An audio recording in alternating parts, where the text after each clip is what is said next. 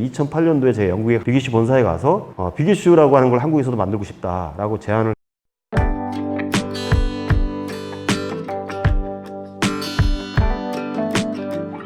예, 노숙인 강의를 이제 제가 2005년도 9월 달에 성프란시스 대학이 처음 이제 오픈을 했는데요. 역사적인 첫 번째 강의를 제가 했어요. 그때 막 카메라가 여러 개 있고 막 방송 이런 데서 막 마이크를 책상 밑에 잔뜩 놓고 녹음 다 해가면서 하는데 얼마나 긴장했는데 뒤에 막 땀이 줄줄줄, 다행히 앞으로 안 쏟아지고 뒤로 쏟아져요. 등 쪽에 다 젖었는데 엄청 긴장하면서 강의를 했던 기억이 나는데, 그때 무슨 여러 사회적 이슈와 관련돼서 이렇게 토론도 해보고 그랬거든요. 그래서 기억나는 토론이 사형제도에 대해서 어떻게 생각하느냐 제가 질문을 하고 의견을 물었더니, 어떤 분은 사형제도는 이제 폐지돼야 된다 이런 주장을 펴는 사람도 있었고, 어떤 분은 아니다, 제가 거리의 삶을 살다 보니까 못된 놈들이 너무 많은 것 같아요, 그런 놈들 싹 죽였으면 좋겠어요, 뭐 이렇게 극단적으로 얘기하는 사람도 있어요. 사형제도가 유지됐으면 좋겠다고 주장하는 사람도 있었어요. 뭐 충분히 나올 수 있는 의견이잖아요. 그러려니 하고 이제 쉬는 시간 10분 갖고 두 번째 시간을 가지려고 하는데 두 분이 안 들어오는 거예요. 그래서 밖에 나가봤어요. 왜 안 들어오나 그랬더니 두 분이 멱살 잡고 싸우고 있어요. 한 분은 사형제도를 폐지하자고 한 사람이고, 한 사람은 사형제도를 유지하자고 한 사람이에요. 근데 수업 시간이니까 자유롭게 얘기할 수 있는 거잖아요. 근데 수업 시간에 다른 의견을 냈다고 해서 네가 뭔데 내 의견에 반대하고 멱살잡이를 하고 있더라고요. 그러니까 뭐냐면 토론 문화에 익숙치 않은 거예요. 상대의 다른 의견을 받아들일지 모르는 거고, 자기 고집만 피우는 사람들이고, 또 노숙이니까 힘겹게 살지만 개성이 굉장히 강한 사람들입니다. 그리고 존재론적 고민을 깊게 하는 사람들이에요. 혼자 있는 시간이 많잖아요. 그리고 세상 물정에 굉장히 밝은 사람들이에요. 노숙인 하니까 거리에 쓰러져 있고 술만 먹고 그러니까 세상 돌아가는 줄 모를 것 같죠? 안 그렇습니다. 뉴스를요 시간대별로 다 봐갖고 시간대별 뉴스의 추이를 다 파악하고 있는 분들이고요. 신문을 우리는 대충 보지만 이번 단신까지 다 읽고요.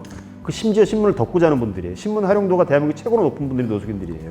신문사에 상 줘야 돼요, 사실은. 그러니까 세상이 어떻게 돌아가는지 빠삭하게 아는 분들이에요. 그러니까 자기가 잘났다고 생각하는 어떤 과잉된 자의식이 있어요. 그러니까 자존감은 굉장히 떨어져 있으면서도 어떤 특정 부분에 있어서는 그렇기 때문에 누군가와 쉽게 타협하지 않고 다른 의견을 발견하면 못 견디는 거예요. 내가 옳은데 너는 왜 딴소리 하냐, 이런 게 굉장히 심해서 싸움이 많이 벌어지고요. 그래서 저희가 처음에 이분들의 싸움을 어떻게 하면 줄일 수 있을까 해서 얼슈리스라는 분이 미국에서 1995년도에 클레멘트 코스라는 걸 처음 만들었고, 그게 최초의 가난한 사람들을 위한 인문학 과정이거든요. 클레멘트 코스라고. 저희가 2005년도에 만들었으니까 정확하게 10년 후에 만든 건데, 클레멘트 코스에서 얼슈리스라는 분이 처음에 가난한 사람들을 위한 인문학 강좌를 만들면서 뉴욕 주변에 홈리스들을 모아놓고 강의를 했는데, 거기서 첫 번째 했던 규칙이 뭐냐면, 홈리스들이니까 뉴욕의 노숙인들이잖아요. 이분들이 모여서 한 삥 둘러 앉아서 한 20명 정도 수업을 하는데, 서로 간의 호칭을 야, 임마, 새끼야 이런 게 아니라 미스터, 그러니까 선생님이라고 부르자. 그러니까 이놈저놈 할 때는 바로 싸움이 이루어져요. 기분 나쁘니까. 근데 우리가 학생들끼리는 서로 선생님이라고 부르준다. 이놈이 아니라 이 선생님 하는 순간 싸움이 덜 일어나는 거예요. 호칭이 달라진 거죠. 그래서 선생님들끼리는 선생님이라고 부르시고 강의하는 사람한테는 교수라고 불러주십시오. 그러니까 호칭이 바뀌니까 확실히 싸움이 좀 줄어들더라고요. 그리고 이분들이 싸움을 하는 이유가 거울 효과라 그래서요. 몹쓸 찌고 하거나 깨끗이 씻지 않거나 조금 못난 행동을 하는 모습을 보면 그 사람의 모습 속에 자기를 발견하는 거예요. 싫은 거예요, 그게. 왜 저러고 사나? 자기를 미워하는, 자기를 증오하는 그런 심리가 표출되는 거라고, 동일시라 그러죠, 심리학용어로. 이런 게 나와서 좀 싫어하고 외면하고 그런 게 있다라고 얘기를 해요. 그래서 노숙인들은 싸움이 잦고 동료의식 같은 거 없고 서로 거리에 살벌한 삶을 사는 분들이거나 이렇게만 알고 있었는데, 또 그 생각을 완전히 뒤집을 만한 에피소드가 있어요. 굉장히 뭉클하고 감동적인 얘기인데, 성프란시스 대학 1기생 중에 나이가 제일 많으신 분이 60대 후반 되시는 분이 말기 암 판정을 받고 투병 생활하다가 돌아가셨어요. 제가 돌아가시기 지금까지 문병을 갔었는데, 어버이날 제가 책도, 인생 수업이라는 책도 사고 가서 읽으시라고 선물도 해드리고 그랬는데, 그분이 돌아가시고 나니까 이제 장례를 치러야 되는데, 이렇게 연고가 없는 분, 가족이 없는 분들은 하루 저녁도 장례를 치르지 않고 바로 화장을 시켜요. 가족이 없으니까. 그래서 바로 화장을 할 거를 제가 막았어요. 내가 직계 가족은, 혈연 가족은 아니지만 사회적으로 내가 이분의 가족 역할을 하고 싶다, 상주 역할을 하고 싶다. 그러니까 하루 저녁 그 영안실에서 그 이제 손님도 받고 장례식장에서 하루 저녁 모실 수 있게 기회를 달라. 그랬더니 그러면 장례 비용을 저보고 다 댈 수 있냐는 거예요. 최소한의 장례 비용이 300에서 500 정도 들어가요. 그러니까 장소를 대여해야 되고 관을 넣어야 되고 또 또 수의를 입혀야 되고, 그럼 저 책임지겠다. 그래서 저 성프란시스 대학 그 실무자 사회복지사하고 저하고 책임지겠다고 약속을 하고 문상객을 받았는데, 문상객이 대부분 누구겠어요? 주로 서울역 주변에 있는 노숙인들이 오는 거죠. 그래서 술을 먹으면 또 사고가 일어날 것 같아서 일식 3찬, 식사하고 국 하나하고 반찬 3가지는 제가 이제 사비를 들여서 내겠다 하고 주문을 했는데, 술은 안 된다라고 금지를 했는데 12시 넘으니까 다 어디서 구해왔는지 다 술을 마시더라고요. 결국은 막지 못했는데, 정말 감동적인 건 이분은 이제 화장을 하기 위해서 이제 장례를 치르고 가는데 버스를 탔는데, 그 밤에 문상을 왔던 노숙인들이 다 쫓아왔어요. 화장터까지. 그렇게 서럽게 울더라고요. 그분들이 서럽게 우는 건 뭘까 가만히 생각하니까 자기의 죽음인 거예요. 타인의 죽음이 아니라 내가 거리에 살던 내가 죽은 거라고 생각하는 거예요. 그러니까 너무너무 정말 친가족이 돌아가신 것보다 더 서럽게 펑펑 우는 모습을 보면서 저도 덩달아 같이 눈물이 나오더라고요. 진짜 마지막으로 저를 울린 건 뭐였냐면, 부의함 있잖아요. 부의함. 돈 이렇게 부의금 내는. 기대를 했겠습니까? 대부분의 문상객들이 노숙인들인데 그 부의함에 돈이 들어왔을 거라고 기대를 안 했겠죠. 근데 어찌됐건 사회복지사가 그걸 열어봤어요. 놀라운 광경이 벌어졌습니다. 거기에 봉투도 없이 1,000원짜리, 5,000원짜리, 10,000원짜리 꼬깃꼬깃 접어서 접은 태가 나는 그 동전들, 그러니까 그 지폐들, 허리춤에 가장 깊숙한 곳에 숨겨놨던 자기 인생의 마지막 비상금, 바짓단 밑에다 숨겨놨던, 아예 꺼내서 안 쓰려고 꼬매놓기까지 했던 그런 돈들을 꺼내서 봉투도 준비 못한 채 5,000원, 1,000원, 10,000원을 넣은 거예요. 그 돈이요 합쳐져서 무려 120만 원이 나왔어요. 노숙인들이 10,000원짜리, 5,000원짜리 넣어서 모은 돈이 120만 원이 나온 거예요. 저는 제 인생에서 그 120만 원보다 더 소중한 돈은 아직까지는 없어요. 뭐냐면요, 노숙인들이 욕먹고 사람 같지 않은 행동한다고 비판의 대상이 되지만, 제가 그 순간에 확인한 건 뭐냐면, 사람이에요. 다 같은 사람이에요. 거리의 삶을 산다고 해서 사람이 아닌 게 아니에요. 똑같은 사람이에요. 슬플 때 슬퍼할 줄 알고, 누군가 가는 동료를 위해서, 먼저 죽은 그 사람을 위해서 자기 인생의 마지막 비상금을 기꺼이 꺼내서 부의함에 넣는 분들이에요. 그래서 저는 그게 너무 뭉클해서 혼자 남몰래 많이 울었어요. 이분들이 냈던 1,000원짜리, 5,000원짜리, 10,000원짜리, 그게 번듯한 봉투에 넣은 10만 원, 100만 원보다 더 소중한 돈으로 느껴지더라고요. 결국 우리는 다 같은 사람인 거거든요. 경제적으로 어려우나 힘드나, 좌절감을 느끼고 있거나 기쁨을 느끼고 있거나, 누구나 똑같은 사람인 거거든요. 더더군다나 우리 같은 공동체에 살고 있는 같은 공동체의 구성원들이잖아요. 더 이상 손가락질하고 외면할 것이 아니라 저분들을 보듬어야 돼요. 관심을 가져야 돼요. 가난이란 문제를, 빈곤이란 문제를 사회과학적으로, 정치 경제학적으로 보면 그거는 비용의 문제고 예산의 문제예요. 저분들에게 어떤 비용을 어떻게 예산을 써서 저분들을 기본적으로 케어할 것인가. 이거는 정치 경제학적 관점이에요. 인문학적 관점에서 가난이나 빈곤은 관계의 문제예요. 저기 저 쓰러져 있는 노숙인이, 가난한 사람들이 사실 어떤 형태로든 다 나하고 관계 있는 분이거든요. 누군가의 아버지고, 그죠? 아저씨고, 아줌마고, 그죠? 특히 여성 노숙인 문제는 굉장히 심각한 사회 문제입니다. 상시적 성폭력이 대상이 되고요. 수원역에 있는 어떤 여성 노숙인이 해마다 배가 불러서 나타났다가 몇 개월 사라졌다 또 나타났다가 또 배가 부르고 이런 사람도 있었어요. 이런 걸 정부에서 케어를 못해요. 지자체에서 케어를 못해요. 그래서 제가 지자체 찾아가서 경기도지사를 비롯해서 찾아가서 호소하죠. 이거는 인권을 얘기할 수 있는 사회가 아니잖아요. 어떻게 거리의 삶을 사는 분이 배가 불러오는데 그게 방치가 될 수 있고 관리가 안 될 수 있느냐는 거죠. 우리가 선진국을 얘기하면서. 그리고 그분들 손가락질 하기 전에 아까 말했듯이 그분들이 일자리를 우리가 제공해 준 적이 한 번 있나요? 없잖아요. 그럼 일할 수 있는 기회를 준 적도 없고 자활할 수 있는 기회를 준 적도 없잖아요. 그래서 이분들로 하여금 정신적인 힘을 기르기 위해서 우리가 인문학을 강의하고 있으니 우리 사회는 그분들을 남의 문제가 아니라 우리와 관계된 사람들의 문제라고 생각을 하면 해결책을 찾아 나갈 수 있을 거라고 생각하거든요. 장애 문제가 겹지 않습니까? 장애 문제를 마치 현재 장애를 갖고 있는 그들만의 문제로 인식하면 장애인 문제는 절대 해결되지 않습니다. 장애인 문제는 현재 장애를 앓고 있는 그분들만의 문제가 아니라 잠재적 장애인이 우리의 문제이기도 한 거예요. 우리 공동체 모두의 문제거든요. 그래서 장애인을 위한 시설이 생겨야 되고 층계를 없애고 그분들이 휠체어를 타고 갈 수 있는 길을 만들어야 되고 장애인의 이동권을 보장해 줘야 되고 이거는 우리 모두의 문제지 그들만의 문제가 아닌 거잖아요. 빈곤도 마찬가지예요. 현재 빈곤한 그들만의 문제가 아니라 우리 모두의 문제인 거예요.